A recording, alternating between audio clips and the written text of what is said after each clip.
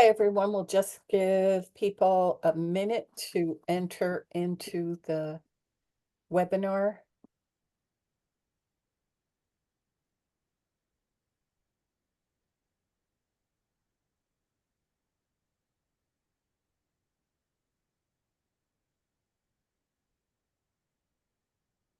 Okay, good afternoon and welcome to the fourth webinar of a four-part series brought to you by NERC and NUMOA as part of an EPA-funded project focused on anaerobic digestion, regulation, and environmental justice.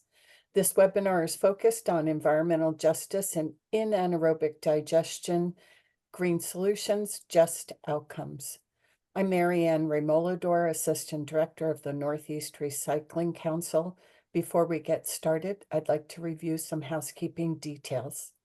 Please note that the webinar is being recorded. A recording of the webinar and a copy of the presentation will be available on the NERC and NUMOA websites, and you will receive an email with a link.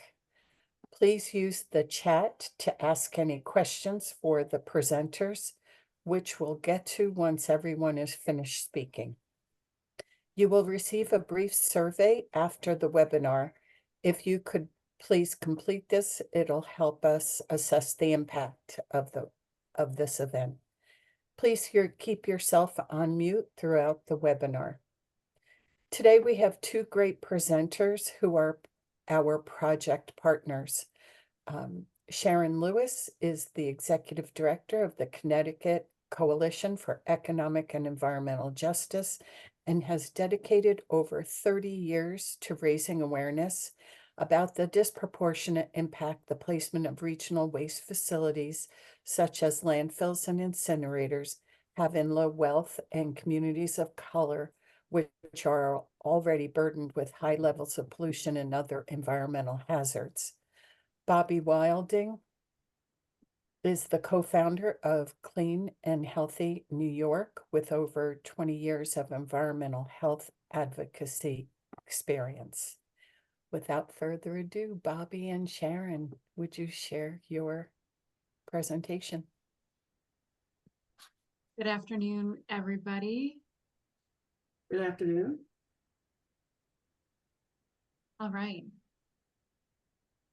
So we are grateful to have been working with NUMOA and NERC on this project and to have had it been supported by the US EPA. And so without further ado, we'll just jump right in.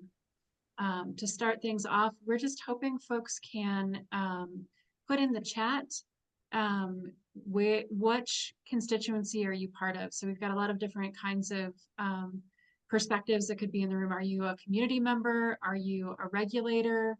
Are you representing like a local municipality? Do you sell or hope to site anaerobic digestion facilities? Just help us understand who's participating. Thanks, I see them coming in. See a lot of folks from different government institutions. See some community folks, great. Community planning. Food waste generator, great. Awesome. So we've got a really broad set of stakeholders here in the virtual room today. That's fantastic. Thank you so much. And if you haven't put it in, please keep it going. But I'm going to pass it over to Sharon to kick off the content. Great. Thank you so much, Bobby. What we'll discuss today? Well, we're going to briefly refresh what anaerobic digestion is. And we will also talk about how it's important to understand what it means to site a facility in an environmental justice area. We're going to focus a lot on learning about the community, effective community engagement, and things that you should consider beyond regulatory requirements. After that, we're going to go into a brief Q&A as well as a brief survey for feedback.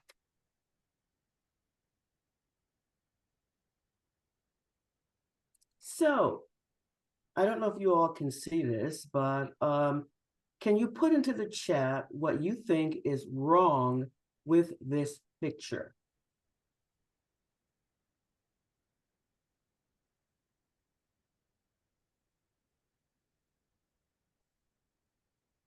Also, if you don't understand or can't see very clearly what it is, put that into the chat as well, and we will explain what this is. But what is wrong with this picture? I see some great responses.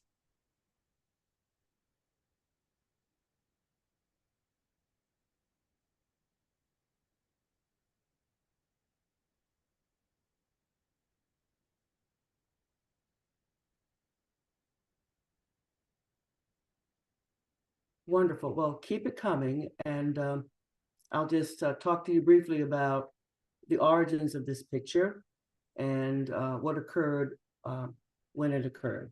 I happened to be in Boston in September, and I visited Quincy Market, where they sell a lot of fruits and vegetables. At the end of the day, they reduced the price of everything, half price. This was Saturday.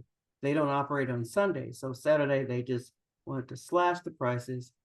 And at exactly 5 o'clock, I was shocked and appalled to see garbage trucks, several of them, just back up into the area. And what you're seeing are pallets of strawberries being loaded into the garbage.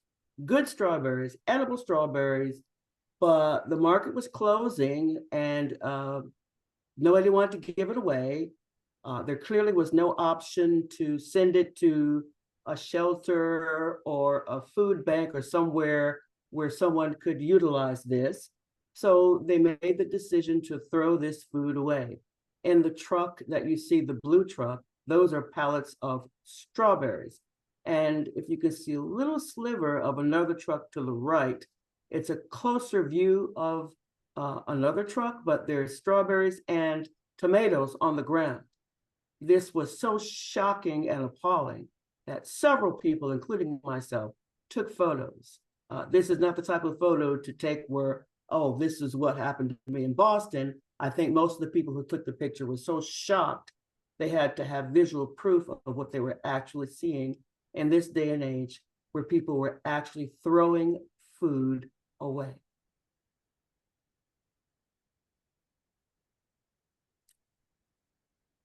Next slide.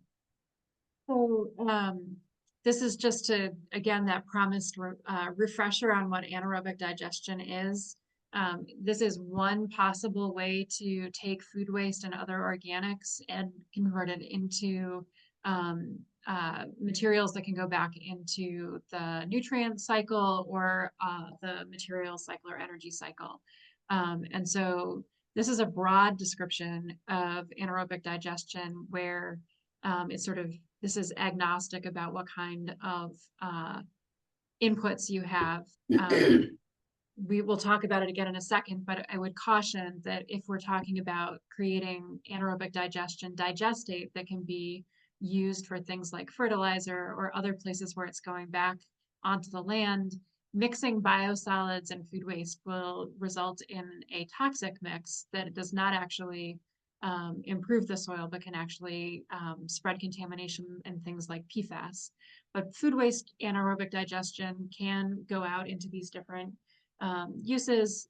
It's some of it it's capturing the gases that are created during digestion, so actually retaining them rather than having them released into the environment, and then having this digestate that can go on to being a different variety of materials.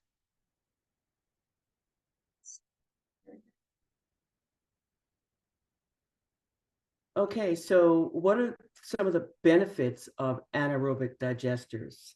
As you can see by this slide, there's reduced organic waste, renewable energy generation, improved soil health, improved environmental health, and there's elimination of fossil fuel-driven pollution, and there are employment issues or concerns or benefits. And I say issues, concerns, and benefits all together because the benefits are often turned into issues and concerns because the communities are offered jobs that don't really pan out to what they expected them to be. And so, as I mentioned before, it's important to consider what your inputs are into anaerobic digesters. While we flagged that the outputs from an anaerobic digester can improve soil health, there's actually a lot of different factors to go into whether it's beneficial or detrimental, depending on how much carbon is left in the digestate, depending on the soil makeup, the texture. There are a lot of different factors. So it's useful to contemplate sort of the whole picture and making sure that we're leveraging the maximizing benefits if anaerobic digestion is part of the solution and minimizing any drawbacks. And I might add that one of the primary benefits in environmental justice communities is that anaerobic digestion eliminates the reliance on fossil fuel driven waste management facilities such as incinerators and landfills. So let's talk about just what an environmental justice community is. As you may or may not know, each state defines this differently. For example, in the state of Connecticut, the primary indicator is economics or income. But generally, it involves low wealth people, many living below the poverty level, it's an area, neighborhood, or community that's populated by Black, Indigenous, and other people of color.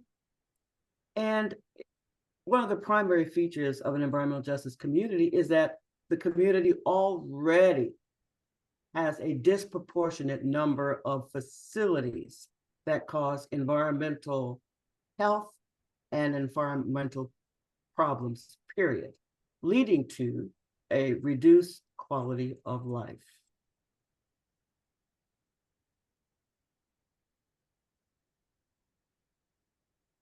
So I wanted to start by actually asking the question. So this is the context of this conversation really came out of the challenge that we are all facing with food being wasted. And there are a lot of solutions that could be put in place well before you have food scraps that need to be disposed of as waste. For example, in the example that Sharon was showing, right, we could start by coming up with solutions to ensure that the food after a farmer's market is actually distributed to institutions that could help and distribute the food to people who are hungry, right? So, there are a lot of different strategies that are upstream. So once you've dealt with that, then considering whether anaerobic digestion is a strong component is going to vary depending on what your outcomes are, what your focus is, and where you're based. But so then once you've thought about that, considering the geographic constraints of siting a facility, so if you want your anaerobic digester to be close to the source of the wasted food, that is definitely one issue to try to reduce the footprint of the waste handling. And then looking at the communities where this might be sited, considering socioeconomic conditions, whether or not there are already a disproportionate number of facilities that could be increasing truck traffic, releasing pollution, having other impacts on that community. Taking a look to determine whether there are places that are not as impacted right now to consider, as opposed to adding to an area that's either already an environmental justice area or otherwise disproportionately impacted. And then considering in the design and thinking about the solutions, how to minimize the health and environmental impacts of that facility, including things like transportation, noise, smell. We'll cover some more of those in later slides. But I do think it's really important to make sure that this is one possible option among many to address wasted food, and it's always worth considering whether this is the right one for your situation.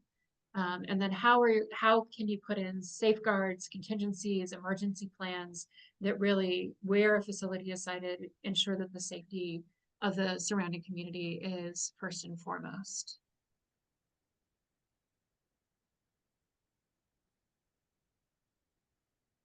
That's very, very important because prior to citing a facility in any neighborhood, it's critically important to get buy-in from the community.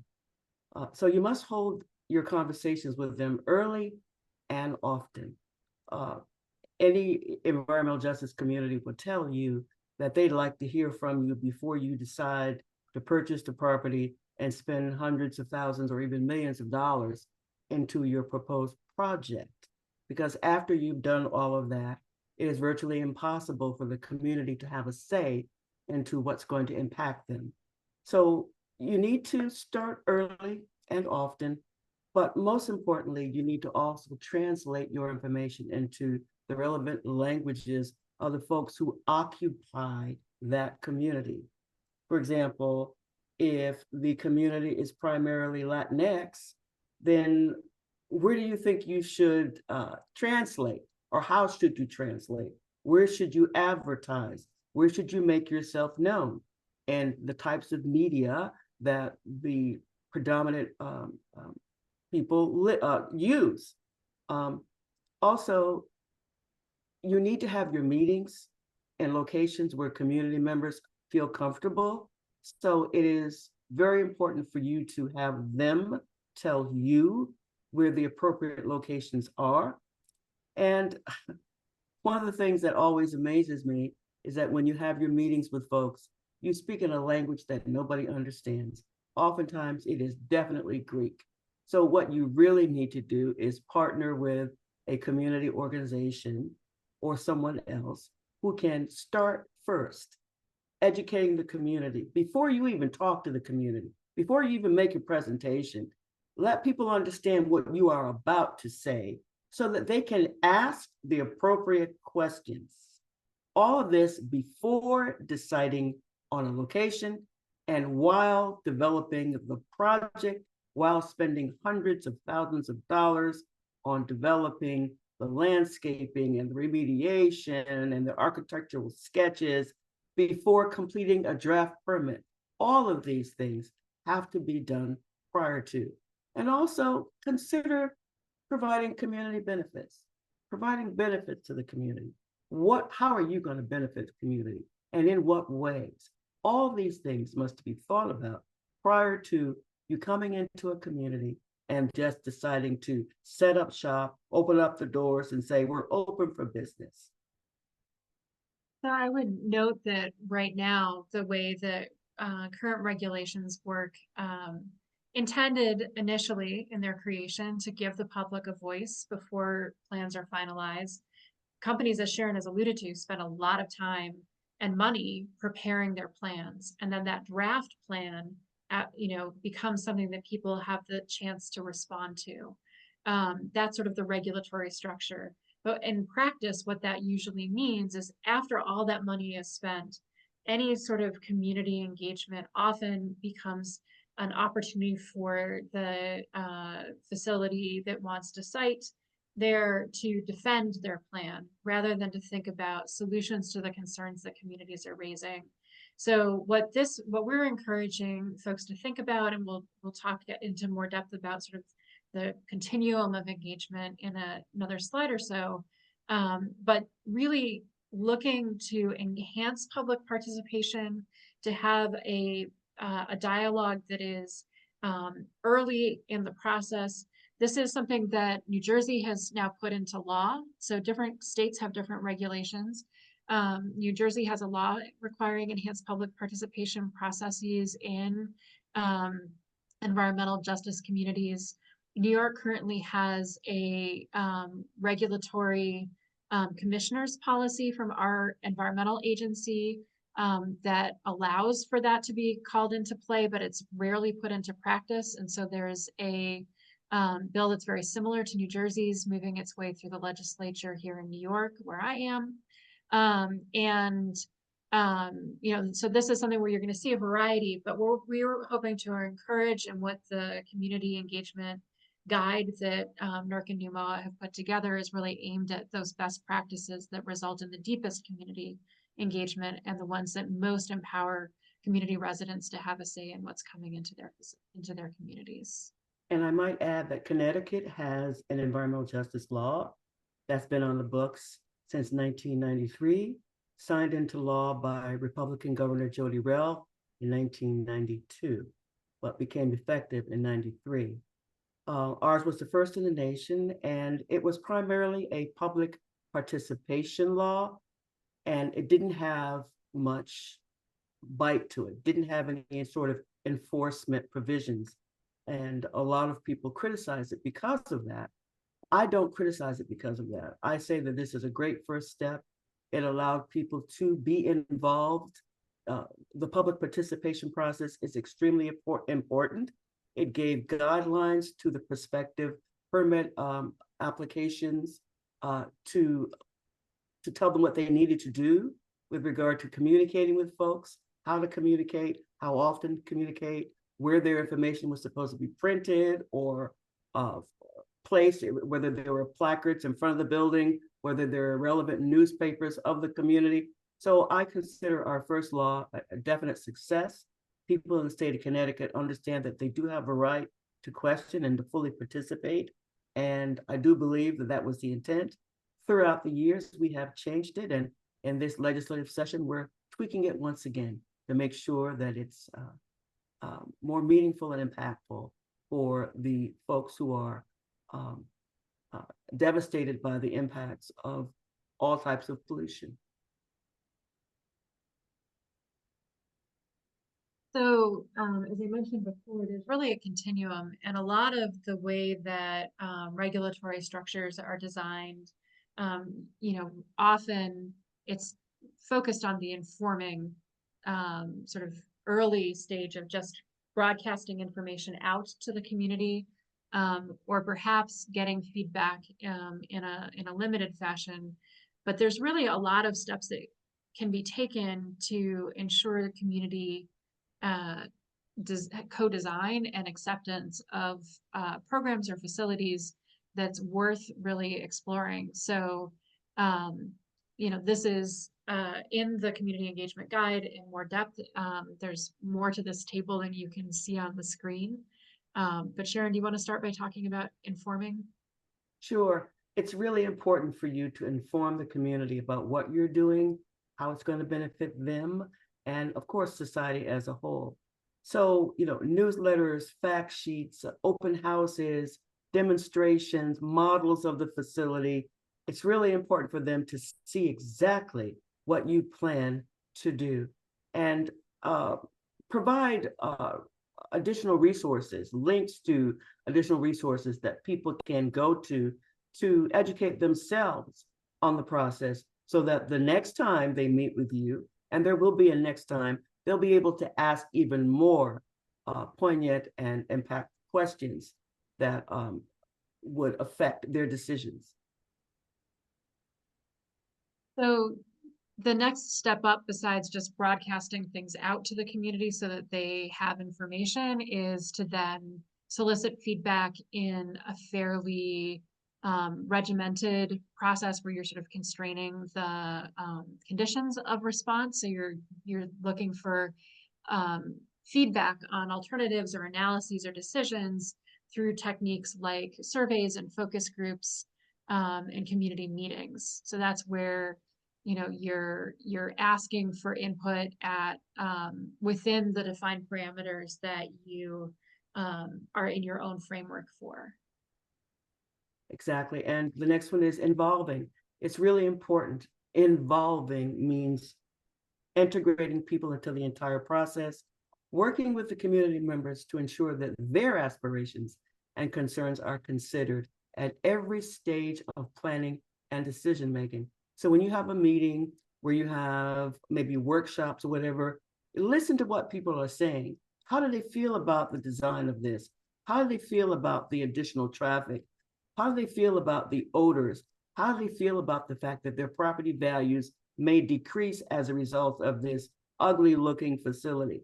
You must take their concerns into consideration if you want to be successful. And really, I think there's an opportunity now to move into collaboration in situations like this where an anaerobic digester is being considered, and that would bring, so instead of it being like you go out to the community and then they give you feedback and you come back and do work and then you go back out, there are methods through advisory boards and other strategies where people are actually at the table during those decision-making processes, and helping to actually guide the approach that's being taken, which means that community members are actively participating in what the final outcome is, and in a more collaborative and connected way, as opposed to being sort of like you come out from behind your wall and you go talk to people and then you go back behind the wall, right? Like there is a strategy and solutions that can really help ensure talking about how to do things, right? How do we solve these problems, and then learning from the community what the solutions are best for them, and helping to then shape the program in ways that really reflect that, and doing it in a way that has community members engaged throughout, and integrated into the process. Now, this last one, empowering, has been an issue that has caused much pushback from the developers, because their concern is, this is my business, I'm running it. How dare you tell me how to operate my business? You don't have any experience, you don't have any authority. And we push back, well, fine, then put it where you live, because we deserve and we have a right to determine our own destiny. We have a right to tell you how much traffic, how much noise, how much poor air quality, how much poor water quality, how much poor land use and visual impact we're going to take. So we do believe that we should have a full say in how this operation is run. Unfortunately, a lot of facilities operators will give us the impression that they will allow us to do this. And after a year or two, all that empowering and collaborating and involving and consulting and informing disappears. So to be successful, you need to plan on including all of these things for the life of the project. If it's going to last 30 years, then you need 30 years of informing, consulting, involving, collaborating, and empowering. So that's the goal, and it's requires a shift in perspective from a lot of the standard regulatory approaches, but it results in something that is much more beneficial for the community and the longevity and well-being.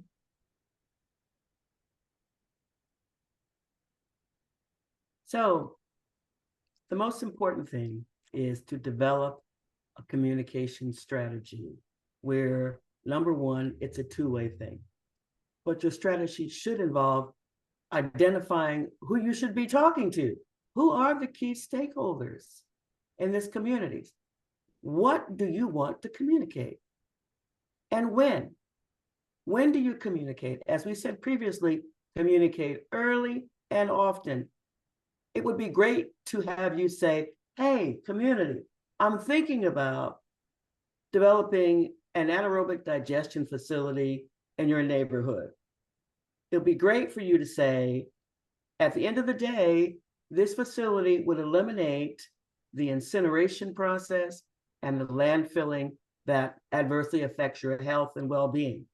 Would you like to come hear about what we propose to do? And you do it often.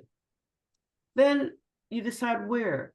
It's important for the community to say, okay, Mr. Developer or Miss Developer, I'll meet with you, but let's meet here at this community building, or let's meet at this church, and let's meet here.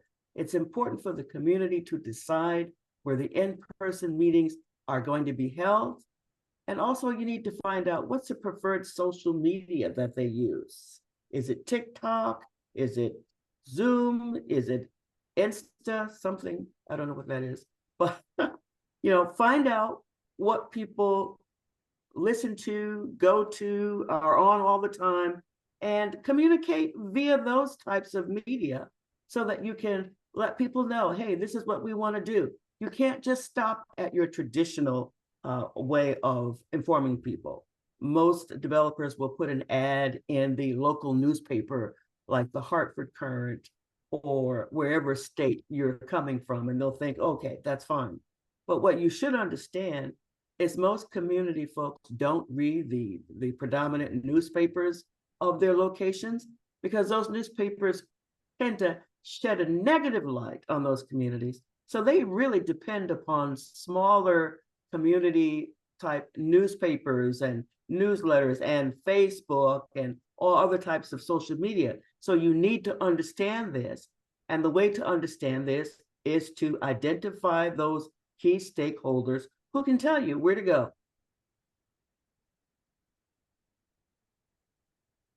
Great. This is a little bit more sort of the same as before, and really understanding the community and how to reach them before you move on. Sharon, I feel like you covered that in the last slide, so I did, yeah. I'm going to keep going. So it's important for you to listen, and most developers don't listen. When people talk about the noise, listen to what they're saying. How does the noise impact them? When they talk about the traffic, listen. The odors, the pests, the environmental impacts, the health concerns, listen, because you don't experience these things. They do. And you can't come in there acting like, well, you know, I'm doing this for you, so therefore you should be able to tolerate the noise, the traffic, the odors, the pests, and the health concerns. But that is not correct.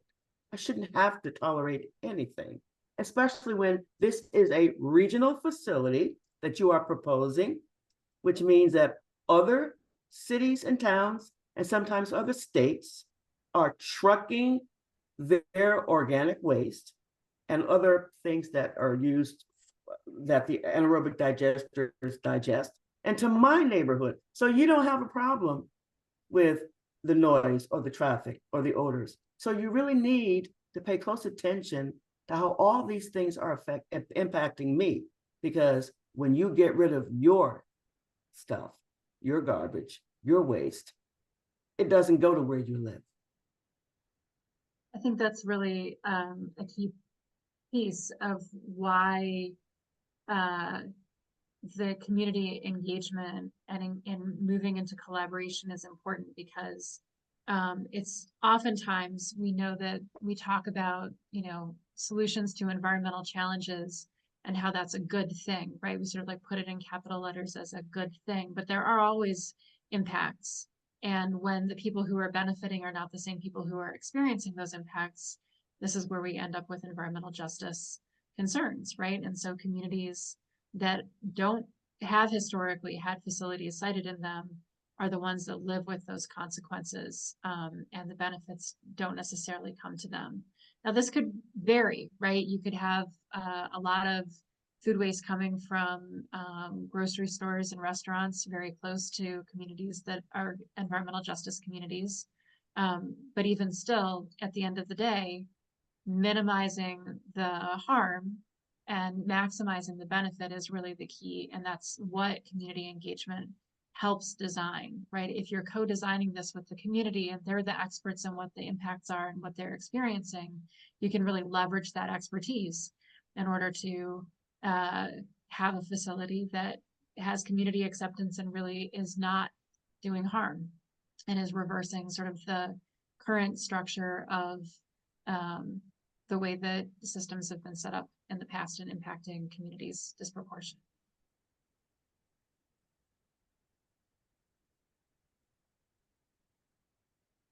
So it's critically important for communities to have a sense of empowerment by determining exactly how much they're going to accept. So it's important to have a meaningful seat at those decision-making tables. Not just any seat, because what happens is people would reserve 1 or 2 seats at a table, And it's sort of like a joke to us because they know that they won't listen to us. They don't respect our opinions. They don't even respect our experiences. So what you need to do is seek input from those community members who are at those decision-making tables, because they can alter things that are accommodating to them. Simple things like even where the entrance of a facility might be located. You might decide to put it on the north side of a building, but the community might say, no, the north side is not a good side. Put it on the west side. Simple things like that. Community needs to be at those tables with every decision that you make, starting with the location, the product design, and of course, operations. Now, let me just briefly talk about operations, which has been a sore spot to a lot of communities. As I mentioned earlier, jobs are offered, and it's like a carrot to communities. Now, if you're going to a community that is unemployed or underemployed, where the majority of the folks are extremely poor, the number one thing they need for oxygen is a job. So they will decide to leverage health with economics. I really need a job, and I know that the air quality is going to kill me, but I really need a job. And I know that the traffic and the noise are going to irritate me, but I really need a job. So they will go in favor of what you're planning to do because they want a job that's promised to them that's going to be meaningful and a livable wage.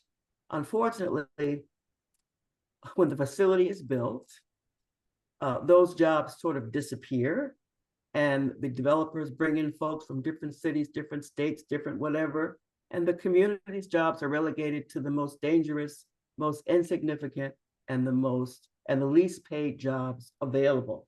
So what we do as an organization, prior to the facility being built, we ask for job descriptions for the potential jobs, and we go out and help find folks to fill these positions, because I cannot tell you the number of times I've been in arguments with developers who tell me, well, yeah, we promised jobs, but we can't find any qualified people. That drives me crazy. So I find those qualified people that they can't seem to find. And I think I glossed over something that's also critically important. You must involve folks in the construction of the facility as well, and meaningful jobs where they're paid not just to be an apprentice, they're paid meaningful jobs that are of the wages of the facility, or wages of the day. I forget the term of that wage thing, but it's really important for you to offer people meaningful wages with project labor agreements. There are some good ones and there are some bad ones, but people must be able to contribute in a meaningful way with jobs that will take them out of the realm of poverty. I think one of the things that you can also consider in the in this process, we talked about community benefits, and there's the opportunity to do workforce development, to actually train people in the community, as well as identify people who are already trained, to help make sure that those high-skilled jobs can and do go to community members. So workforce development can be an additional component to layer onto already finding people in the community who have those skills, and helping to build the base of people who have the skills to do the work that maybe more that you would otherwise, that companies otherwise often bring from outside. So that's something that then you're empowering community residents to be able to go on and work other places with the same kind of skill sets. I want to also indicate that the term I had forgotten was prevailing wage, not living wage, the prevailing wage, which is quite high, and is equal to what the other folks working on the job are getting. But may I just say one thing, and I know we're just sort of going off a little bit, but this is something that really tears me apart when it comes to employing folks. The developers should not assume that everyone in the community should be coming in at the apprentice level. There are a lot of experienced folks who are able to work in various construction jobs and different trades. But unfortunately, the way that the project labor agreements are worded, these experienced people can't work on the very projects that are in their own communities. So one of the things that we do is work with them to determine the best project labor agreement that benefits everyone in the community, because not everyone in an environmental justice community is poor, just the majority. Not everyone in an environmental justice community is uneducated, just the majority. So there are lots of people who live in environmental justice communities who are able to leave but choose to stay. You must understand them. Communications must be two-way. That's the key. Hear people, listen to people, let them speak, and take what they say and determine what it is that you need to use from what they say.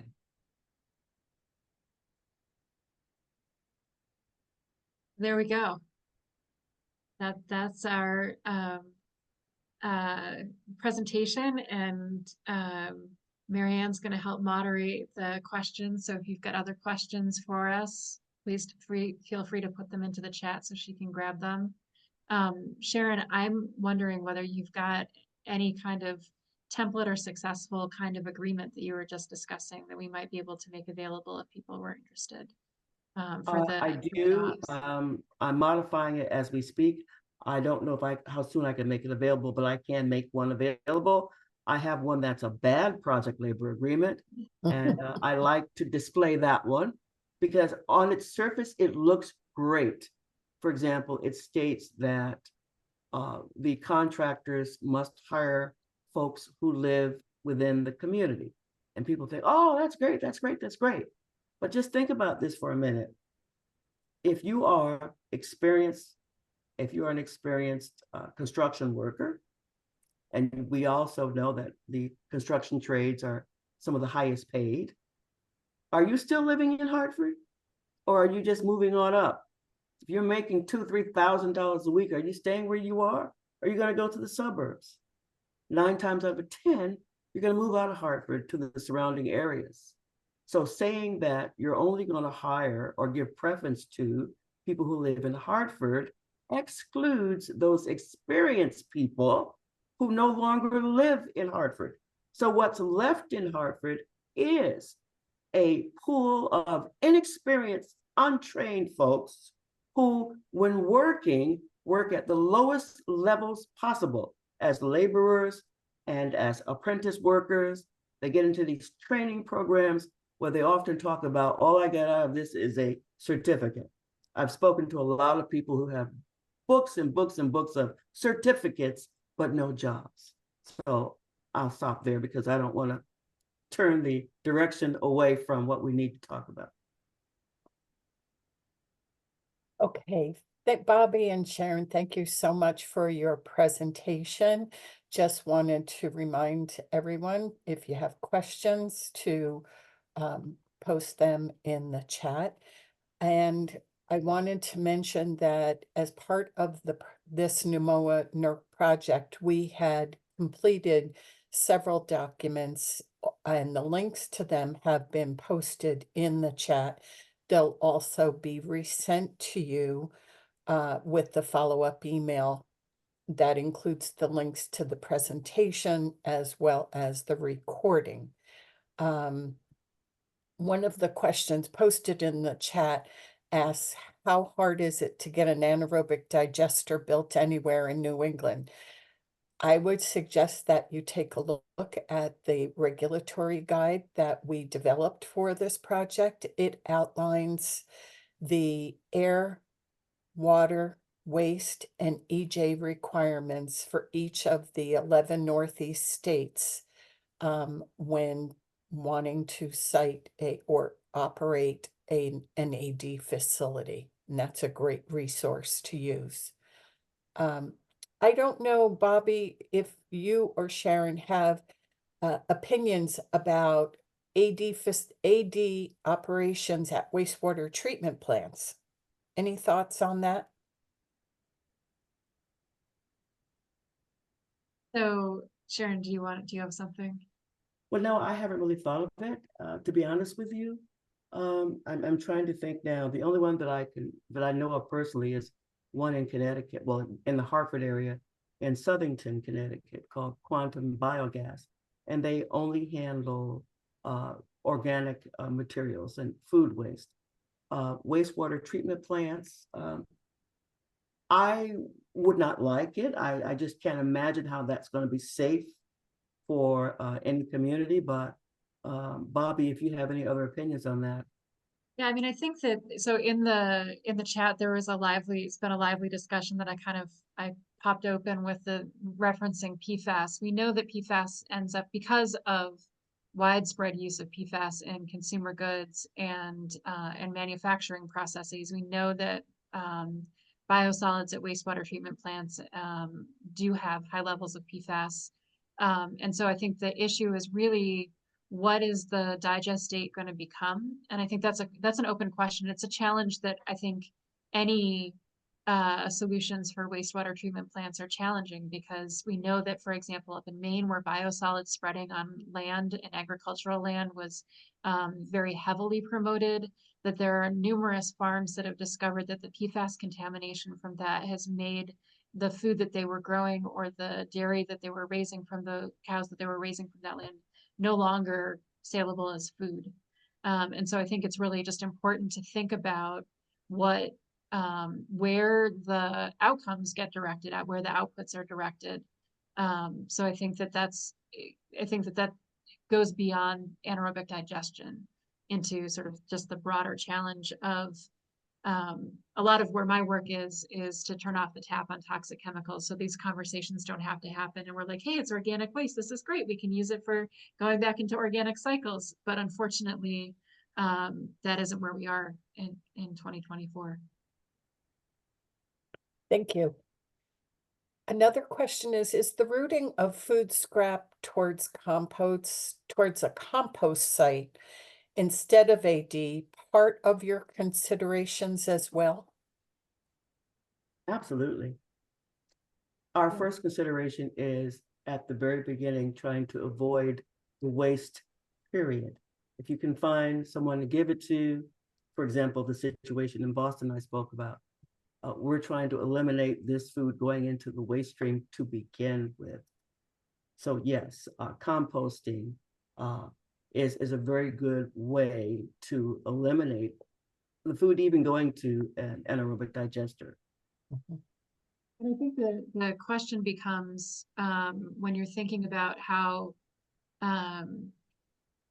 for different facilities may have different access to different kinds of technologies to handle the waste and to turn it back into a nutrient within their geographic area, right? So this is just where we're starting from and why we place that question at the very top of the considerations when you're thinking about anaerobic digestion is that the strong solution as part of your wasted food solution.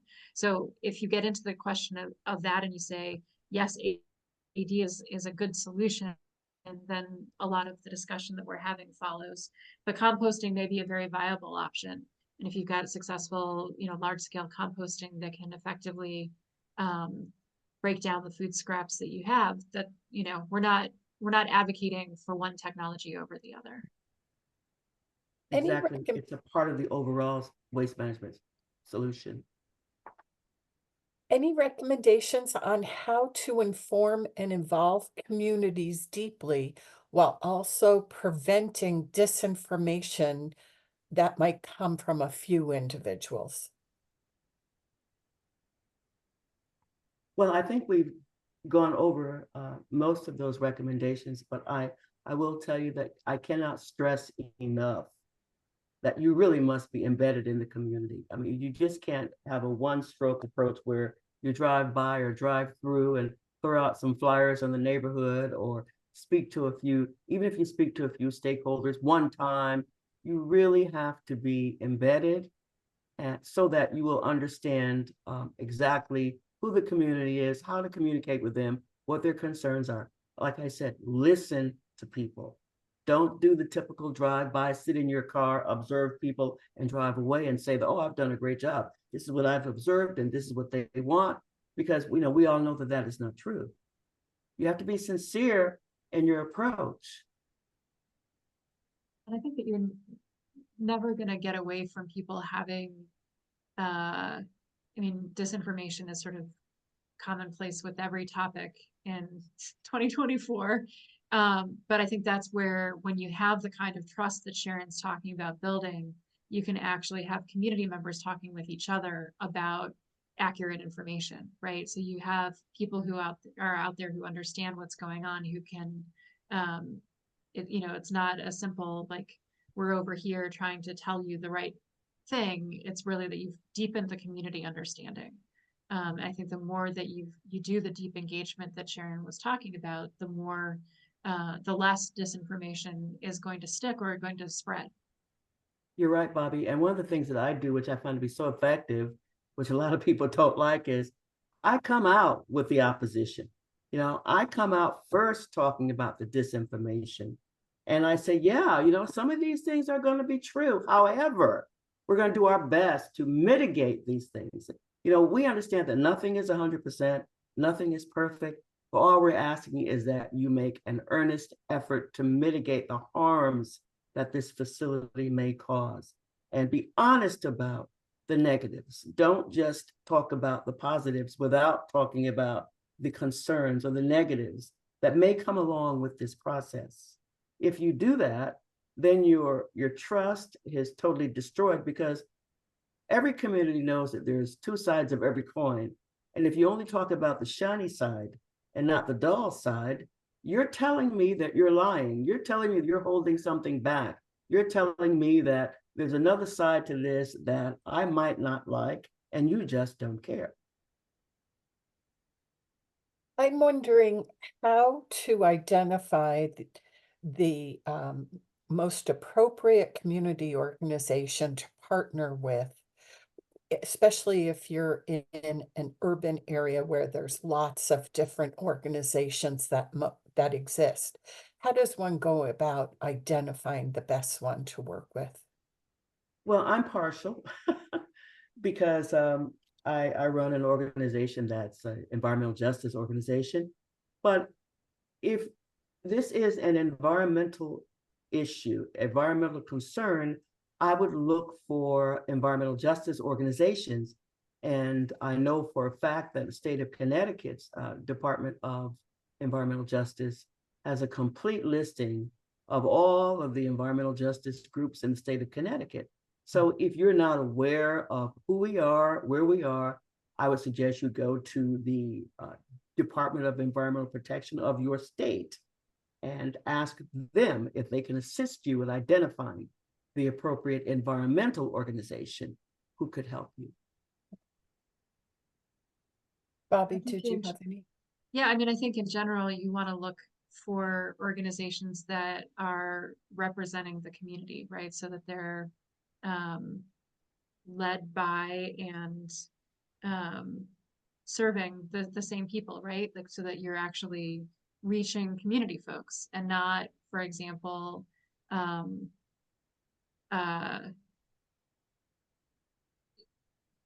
reaching sort of a technical organization, or you know what I mean? I think if you want to reach the community, you have to look for the groups that are doing work in the community. And I think it may also, in addition to looking for environmental groups, I don't know, Sharon, what do you think? But I would look for groups that are doing other kind of service work or support for community members to, like that if you want to have a community conversation, it's the groups that are most deeply embedded in the community that are going to be the ones best able to help support a dialogue.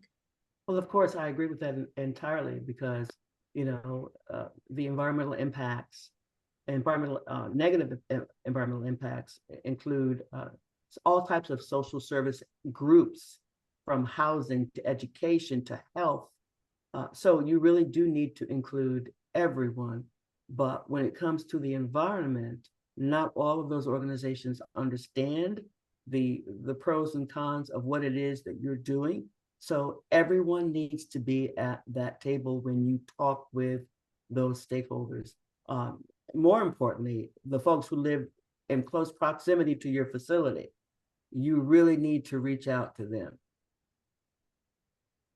Has there been environmental justice community engagement such as listening sessions and stakeholder meetings for waste generators, such as a farmer's market event to divert the available food in novel ways that benefit the community? Well, so far in Connecticut, we have not done that, but we're beginning to do that as a result of what I saw in Boston. It was really an opportunity for me to see a missed opportunity that we have in Connecticut, because we really do need. My first question was, are we doing this in Connecticut? Because I was totally shocked that Massachusetts allowed it. So from the very moment I got back to Connecticut, I started making calls to people about, what are we doing about the food waste? We already know that there's a serious issue with food waste in schools and in hospitals and convalescent homes and all types of institutions. So we really do need to have everyone at those tables. There's no reason for people to be hungry in Connecticut with the amount of food that we throw away. Good food. Okay, well, that's all the questions that I see for today. Bobby and Sharon, I want to thank you so much for sharing your experience and your thoughts on this topic. And we applaud you both for the work that you are doing in working with communities on AD and other issues. And I want to thank everyone for who has attended today's webinar. And again, we will have the presentations and the recording available to you later this week. And I just wish you all a great afternoon. Thank you.